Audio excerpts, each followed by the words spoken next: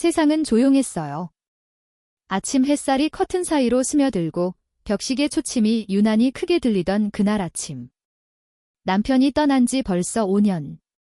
나는 이제 더 이상 아내도 누군가의 여자도 아닌 채 그냥 이름 없는 하루를 살고 있었어요.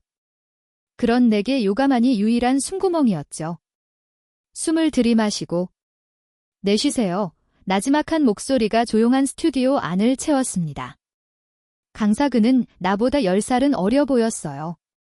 하지만 그 눈빛은 이상하리만큼 깊고 어딘가 상처난 사람의 것처럼 보였죠. 몸이 굳었네요.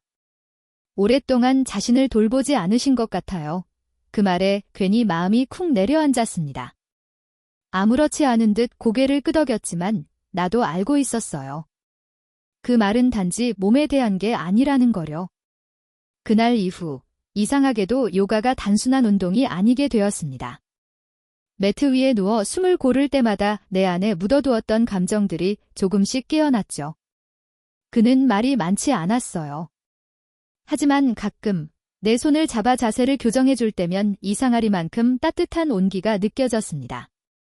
그 순간 나는 깨달았어요.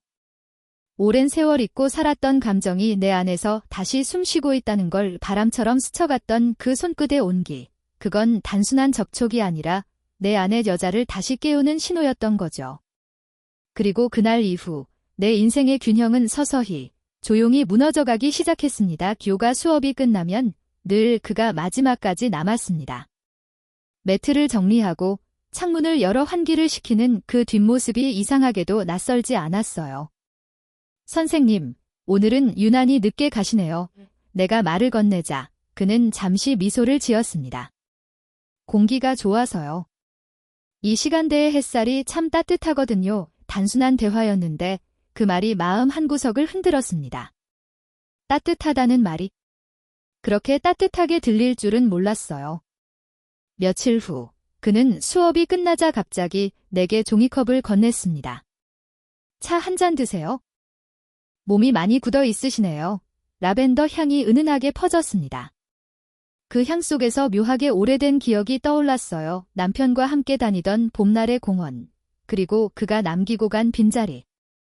혹시 괜찮으세요? 그의 목소리가 조용히 내 생각을 끊었습니다. 나는 고개를 끄덕였지만 마음은 흔들렸죠. 괜찮다는 말이 이렇게 거짓으로 느껴진 적은 처음이었어요.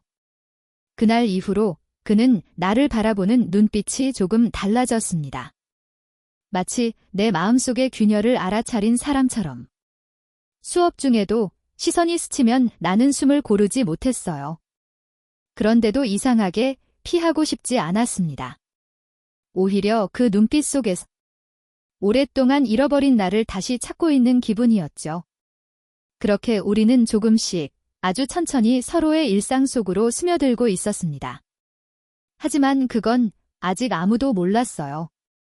우리 둘 다 그 따뜻함이 결국 불씨가 될 거라는 걸. 그날은 비가 왔어요.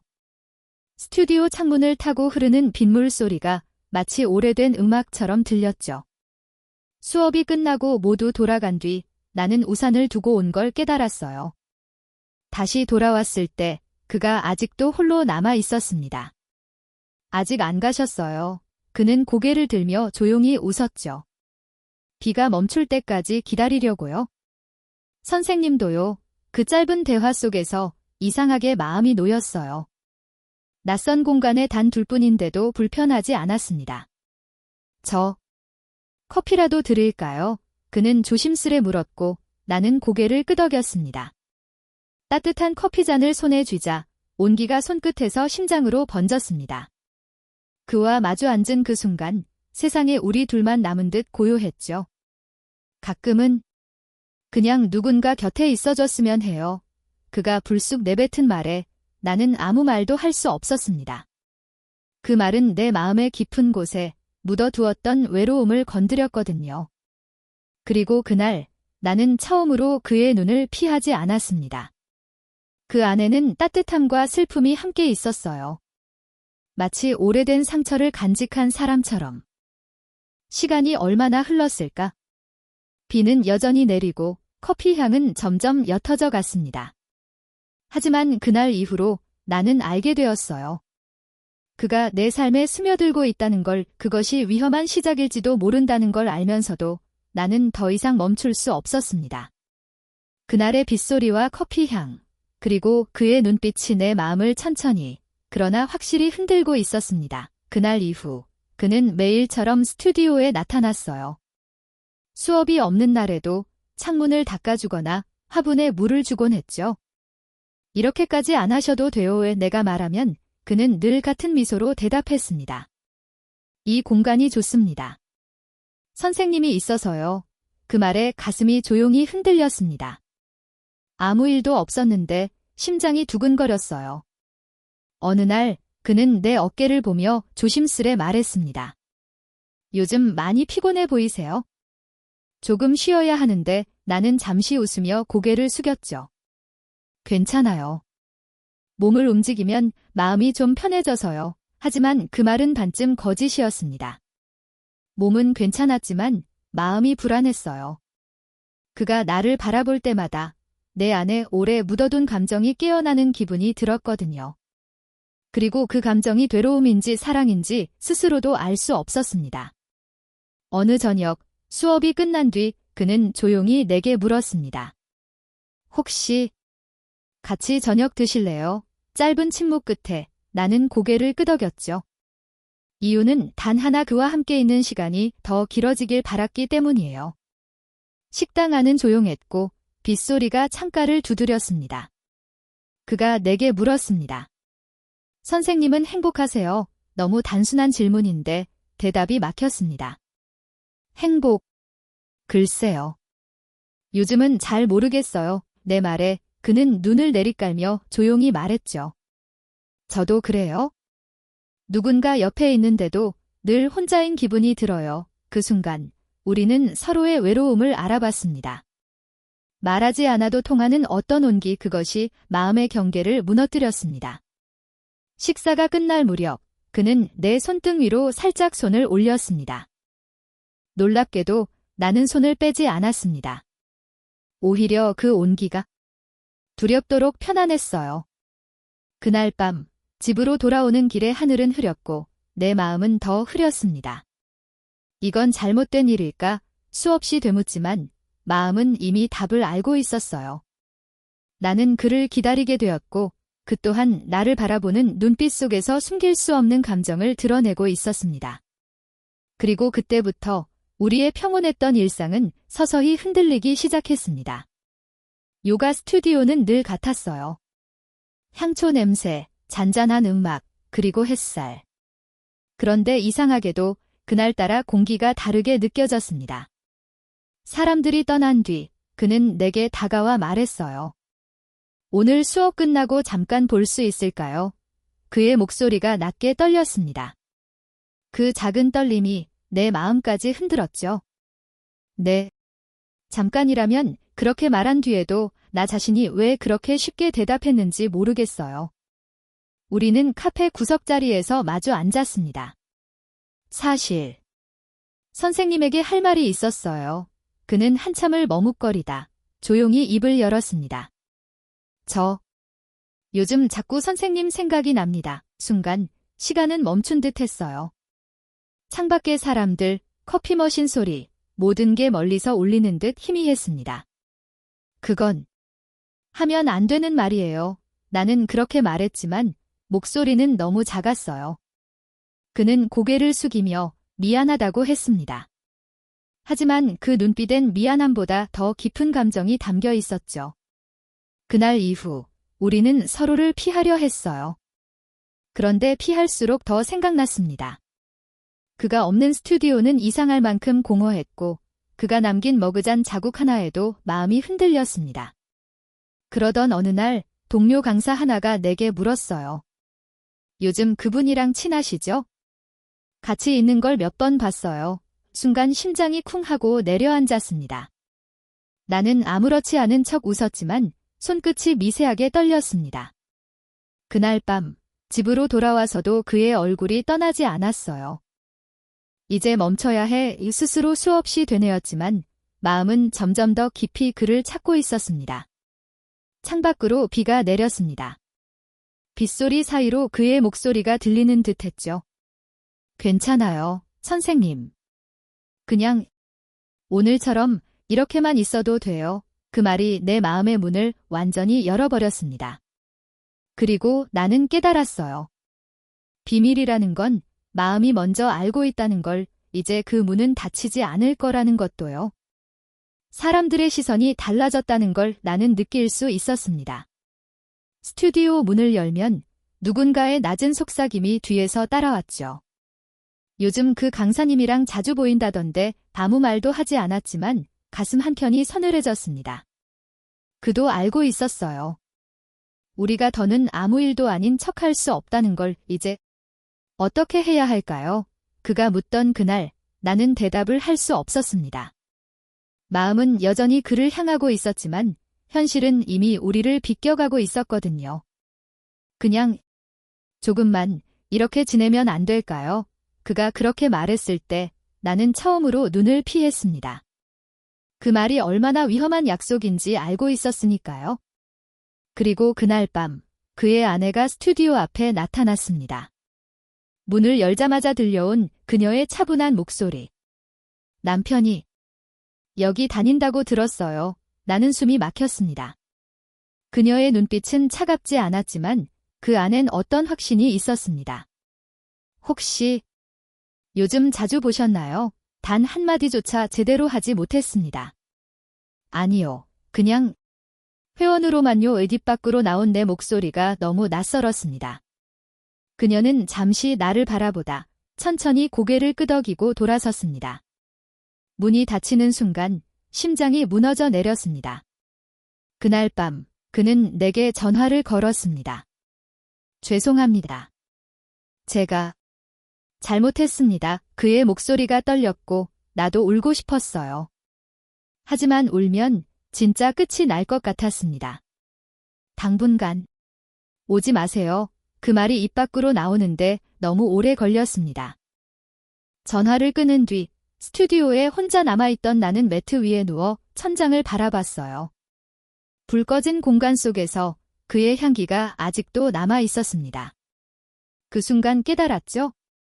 우리가 만든 건 사랑이 아니라 피할 수 없는 흔적이었다는 걸. 시간이 지나면 괜찮아질 줄 알았어요. 그런데 오히려 시간이 갈수록 그가 없는 자리가 더 커졌습니다. 스튜디오 문을 열면 늘 그가 앉아있던 자리로 시선이 갔죠. 빈 컵, 접힌 수건, 그리고 남겨진 향기. 그 모든 게 그를 기억하게 했습니다. 이제 그만 있자. 그렇게 다짐해도 내 마음은 늘 같은 자리를 맴돌았습니다. 그날 그는 조용히 스튜디오를 찾아왔어요. 아무 말도 없이 문 앞에서 한참을 서 있었습니다. 그만 오시라고 했잖아요. 내 목소리는 떨렸고 그도 아무 대답이 없었습니다. 잠시 후 그가 작은 상자를 내밀었습니다. 이거 돌려드리려고요. 상자 안에는 내가 선물했던 요가 스트랩이 들어 있었습니다. 손때가 묻은 오래된 천 한 조각이었지만 그 안에는 우리가 함께했던 시간들이 고스란히 남아 있었죠. 저도 이제 그만해야 할 것 같아요.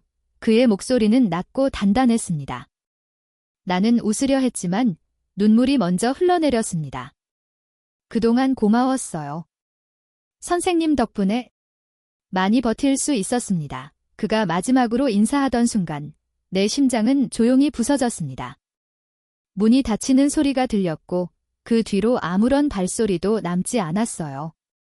그렇게 그는 내 일상에서 사라졌습니다. 그러나 이상하게도 완전히 떠난 건 아니었어요.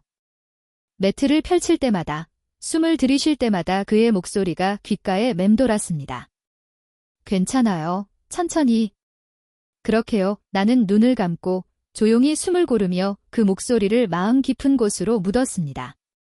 그건 그를 잊기 위한 호흡이 아니라 그를 기억하기 위한 마지막 숨이었죠. 계절이 한 바퀴 돌았습니다. 여름의 열기가 사그라들고 창문을 스치는 바람엔 다시 가을 냄새가 났습니다. 요가 스튜디오는 여전히 그 자리에 있었어요. 다만 그와 함께하던 시간만이 사라졌죠. 하지만 이상하게도 그 빈자리가 이제는 조금 덜 아팠습니다. 수업이 끝난 후 나는 혼자 조용히 매트를 펼쳤습니다.